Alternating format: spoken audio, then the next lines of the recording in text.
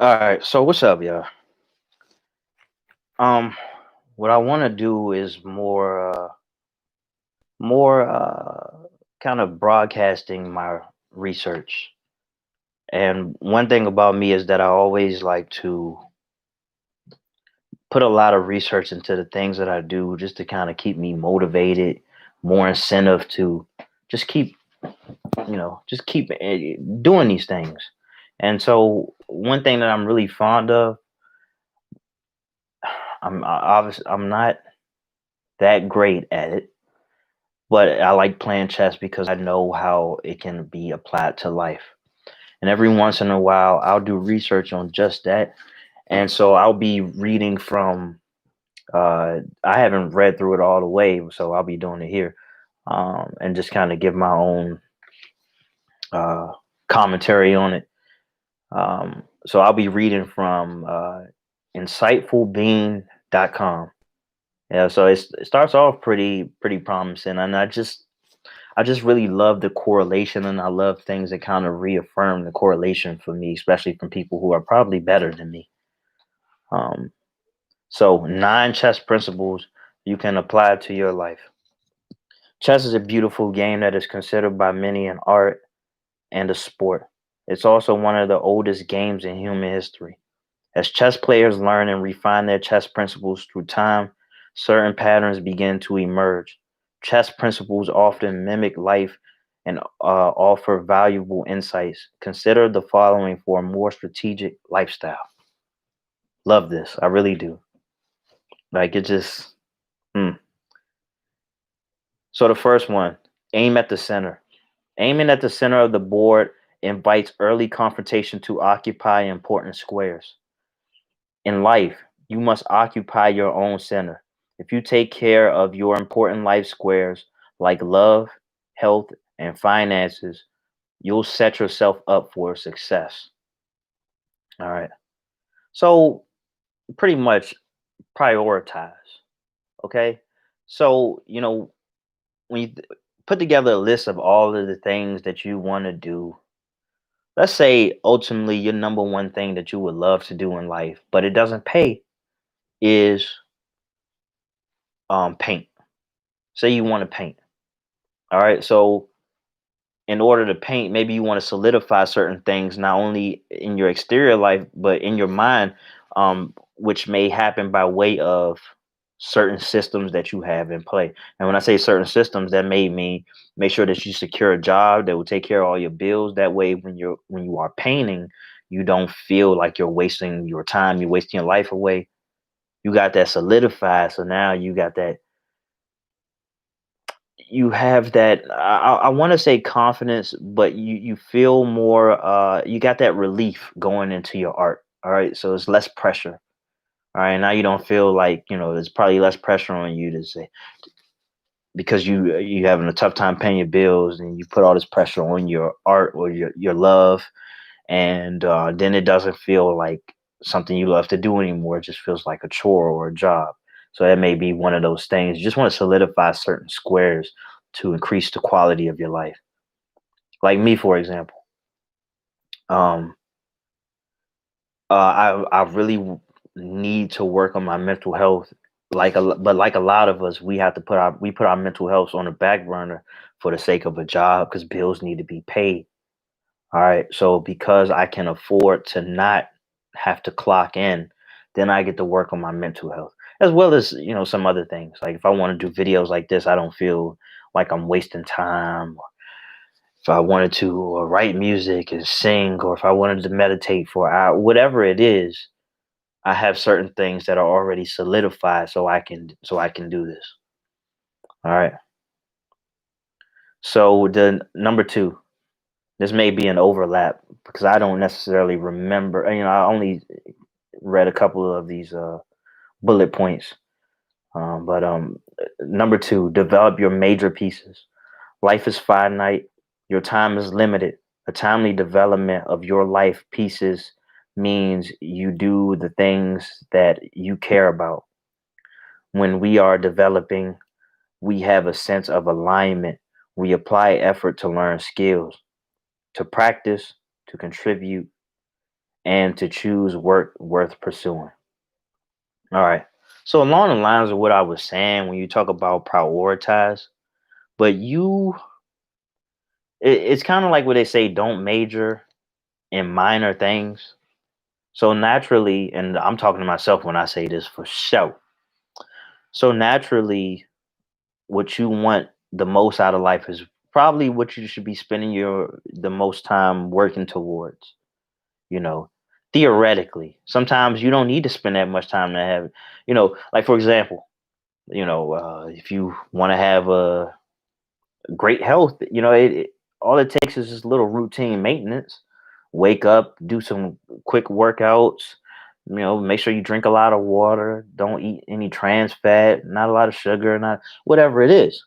Maybe in your day with a light workout, and that's just certain maintenance, and you end up looking better than most because of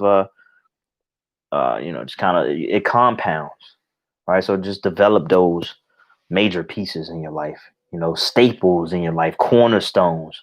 Well, kind of what I was saying at first. Can't stress that enough. Don't expose your king. When I read this one, um, I knew that what it reminded me of is that on the chessboard, actually, because I'm just talking about the chessboard, is that I just expose my king too much. I take too much time from the start of the game until I actually perform the move that is called the castle, and I get him in the corner where he is safest. Okay, and life isn't necessarily about just being safe. I have to say it's about adventure and accomplishments and connections and all these things. Uh, but I mean, yeah, of course, being safe is a part of. Okay, in chess, if you use your king's pawns carelessly, you often end up with an overexposed position. Positions like this tend to fragilize the king. Create positions in your life where you can achieve long term outcomes and avoid the quick results that often give the illusion of progress. Exposing yourself to massive productivity can lead to uh, early burnout. Take care of your king or queen, which I mean, in your life, if you're a woman, you may identify as a queen or something, but a queen has a kind of a different context in the game of chess. In the game of chess, whether if you're male, female, somewhere in between, you are the king, and the queen is likely your strongest piece. What will likely, get you the biggest return, the biggest. I mean, it's your biggest safety net. All of these things. It wears many hats. Um, so you don't want to expose yourself. So, for example, because I'm black, I can speak on things like this, but when you come from a lot of urban areas where the crime is high, and you maybe grew up around a lot of criminals and things like that, you may find yourself being that one who just may have an opportunity to make it out. And so on your way up, let's say you're a promising basketball player, and this has been a story many times, and it's gone poorly, and it's gone, uh, not so poorly. I mean, it's the complete opposite. Lives have been changed drastically, like it's happening all across the board right now. But you know, as you're on your way up, you want to protect yourself from succumbing to your environment. If you don't have to be a part of it, like if you don't have to hang out on the streets, fine, then don't do it. Spend more time on your craft to get you to where you want to be. Don't let fear of missing out keep you in a place where you can be doomed ultimately. All right, so I hope that makes sense. So don't expose your queen. I mean your king. Don't expose your queen either. You don't want to put that your queen in a position where it can be ruined, and don't trade in your queen for something lesser. Short-term pleasures of the world. Okay, don't be like the hare in the story of the tortoise and the hare. You start resting in the lead and you forget that it's not over yet. Okay, you can rest when it's over. Number 4, occupy the open files. In chess, you want to control open files, the columns, the rows, of the board by placing long range pieces there. In life, open files are like opportunities, and opportunities seldom happen if you don't look for them. Find your open files at important life intersections like skills, passion, and work. Then, like a chess piece, set yourself in. So there are certain things that you can do in life that has progressions. Okay, so on a chessboard, depending on where a piece is, it has limited space to operate, to do what it's intended to do. So, likewise in life, you want to have certain opportunities lined up so there is less, so there is more room to prosper. So, when you talk about work, even if you have to do a linear thing, like get a job at McDonald's, your vision should always be as far down the road in that avenue, in many avenues as possible. All right. So it may be a shitty job right now, but that may give you just enough seed money to put towards something else that may turn into a business. That business may turn into you buying franchises or whatever it is. But you have to think not you have to think longevity, of course, but you have to think beyond your circumstances. It's very important. It's very important. A lot of us, and I know that it's extremely hard to do because life happens fast and it's rough. But we internalize the things that are happening to us. The genius of it all is to find a way to be as unaffected as possible as far as emotions go from the circumstances that we are placed in. Is what I'm learning right now. Is why I'm very fond of the art of stoicism. All right. Or some might say the subtle art of not giving a fuck, which is a pretty good book. Pretty good book, I would say. Number five.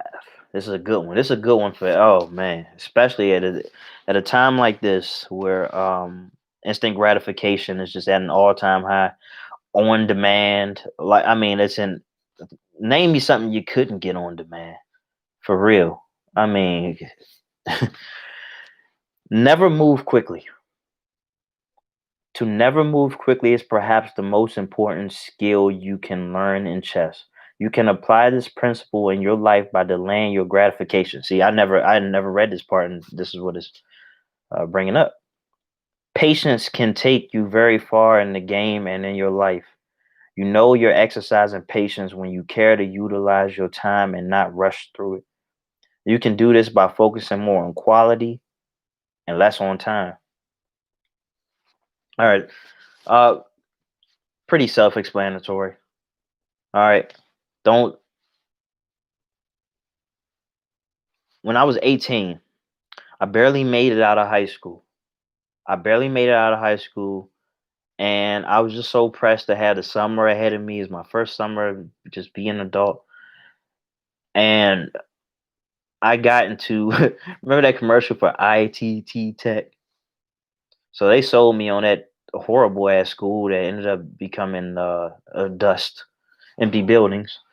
Um, and I got enrolled, and for the rest of the summer, I just did. I just did nothing, just smoked my brains. I was chilling. Never even thought of the possibility of, and of course, depending on who you ask, is college a scam? Yeah, yeah, yeah, whatever. But never once did I try to entertain the possibility, which kind of turned out to work in my favor, but the possibility of trying to get into a college, an actual college. Now, looking back over the years, I somewhat had a regret that I didn't get to have the dorm lifestyle, but it was for all the wrong reasons. But that was just making very linear, very checker type moves, like Frogger. Just no, I don't even want to say Frogger. Frogger is actually more intricate than this linear way of thinking that I had. And then also because when I was 18, I inherited like $20,000. It was my father's. He died when I was 2 years old. So I had a lot of money in my stand. I mean, should I take 20,000 right now? I just gladly take it. Um, And so I thought my mind was in the right place, but I was doing things completely out of order. Like I bought me a car, didn't even have a job. Insurance was $450 a month. And this was back in 2009. My car insurance right now is like 188. But I was doing that. I bought my mom, gave my mom 2,400 for a down payment. I got scammed into buying this real estate course, and they was telling me I was gonna make millions of dollars. It was a complete scam. You know, I was moving too fast, wasn't researching. I wasn't the researcher that I am today. So many times this year when I was broke, I had $0. I was like, oh, I wish I had that $20,000 back with the information that I know. Would you believe that I got $20,000 back? What am I doing with it? Okay, more on that later. Okay, more on that some other time. I'll let you know. All right, but I didn't get scammed though. All right. But right now, I'm just focusing on my mental health. All right, I'm just focusing on all the things that need to be corrected right now. I'm being patient. True to number five. Never move quickly. All right. So now, with that being said, never say never. Sometimes you got to make quick moves. All right. Find an alternate move. All right. So without even reading this, you know, something that I've internalized: trade good for great. Or trade good for greater. Always trade your circumstances for something better if you can have something better. That doesn't mean be insatiable. That doesn't mean never be satisfied or whatever. I mean, in some degrees maybe you don't want to be satisfied in some regards. Um so find an alternative move. Too often we see a good move and we want to play it immediately. Instead, you can give yourself some time to look for even better options. In this, I guess, is a book, Decisive: How to Make Better Choices in Life and Work. And a little thing about me: when a book gets recommended to me, I try to open up another tab for it. I might check that out later. Um, Brothers Chip and Dan Heath explain that when we widen our options, we give ourselves the luxury of a real choice among distinct alternatives. They encourage us to keep our binary choices in check and consider expanding your options. All right, see, that was what I was saying about getting into ITT tech. You know, that was the I saw the commercial. See, commercials work on the ignorant. I saw ITT tech. I went to ITT tech. Didn't try to apply anywhere else. Didn't try to go to community college. Nothing else. Just ITT tech. Just went in there. They recruited me. I wanted to have this behind me. Didn't want to have any pressure of people telling me to go to school or figure out what I'm doing in my life. And that's just what I did. Joke's on me, buddy. All right. When attacking, consider all the pieces. This is similar to find an alternative move. How can we find that? Sometimes we can find good moves that are not apparent. Other times you can consider what you already know and have. What are you good at? What skills do you already know? You have more assets than you are willing to give yourself credit for. So consider all the pieces. And I don't know if this necessarily applies to this, but back in May, when I was really struggling with my mental health, I was very apprehensive about going to the psych ward. I didn't want to go. I was scared. I was afraid of who I was going to be around. I didn't want to take medication. I didn't want to do any of those things. But a voice told me, it was literally my chest mindset speaking to me. It told me that this is a move that you got to make. It may not seem like it's a good move, but it's going to lead to greater things. All right. So I did that. I went to the psych ward. While I was in the psych ward, I started working out. About a month later, I gained about like 12 pounds. You know, what I wanted to do. I wanted to put on muscle. I wanted to stay sober and just get my life back together. All right. So fast forward, in the month since then, I accumulated tens of thousands of dollars. I put on a lot of weight, like I said, muscle. I've been sober for 4 months. I'm a lot more positive. I'm able to focus on my mental health. I'm in a living situation that I haven't been in over 10 years, where I can just build myself up. You know, I get to do a lot of the things that I've been, didn't quite have the luxury to do um, for a great deal of my life, if ever really. I've had some days where I've been asking myself, what's missing in your life? And if it costs money, then I'll just go buy it. You know, I'll buy these things. Um, if I want to, because I've been buying some clothes for a season change, I did that. If I wanted to have more access to books and things, well, then I'll just buy books, get the Kindle Unlimited, buy a portable gym. Yet a couple days ago, I bought creatine and it helped me bulk up and things. Anything that I feel like I may need. If I need things for my mental health, then I just go buy it. And a lot of that had to do with the decision that I made to just go to the psych ward. All right. Now I didn't get money from going to the psych ward, but I did get money from unemployment. My friend helped me get unemployment, and it's just, it may not seem very much connected, but it definitely is. Sometimes when you're closed off from certain things, I'm gonna have to cut this video off shortly. But sometimes when you're closed off from things, you're not mentally, you're not open to greater possibilities, and so you stand to miss it. All right. So with that being said, I'm going to come back and do a part two, which is like number 8 and number 9. But just to wrap it up, so I hope this helps. Thank you for tuning in. I got baby mama issues. Go figure. All right.